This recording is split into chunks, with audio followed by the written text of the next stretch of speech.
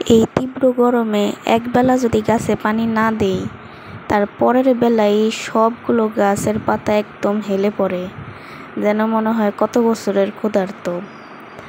কালকে তো পানি দিছিলাম না, পরে রাতে এসে পানি দিয়ে গেছি 9টার পর। কি অবস্থা গাছের!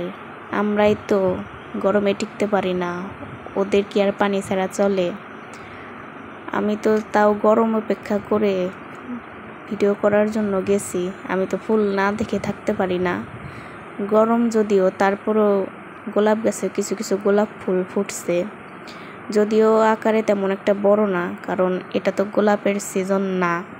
আর এই ভিডিও করতে করতে হঠাৎ করে এই কবুতরটা চলে আসছে।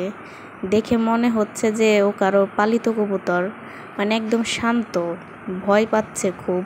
খুব একটা যে দুরন্ত তাও না। আমি তো আর পিছন পিছন যাচ্ছি, দেখি ও কই যায় কি করে।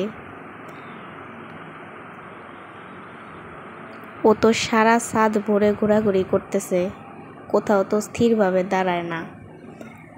আমি তো ক্যামেরা জুম করে তুলতেছি। ওর সামনে আমি হাত বাড়িয়ে দিছি, তারপরও আসতেছে না। এবার দেখি কি করে ও। আস্তে আস্তে তো আমার সামনের ফুলের দিকে যাচ্ছে। ফুলই খাবে কিনা এখন, দেখি টবের পিছনে গিয়ে লুকাইলো। যাই হোক, এত গরমে আমি টিকতে পারতেছি না, তাই ওর ভিডিও আর আমি বেশিক্ষণ করি নাই। এটা আমার মেজো বোন খুব পছন্দ করে। ও আবার পাখি, তারপরে বিড়াল, এগুলা খুব পছন্দ করে।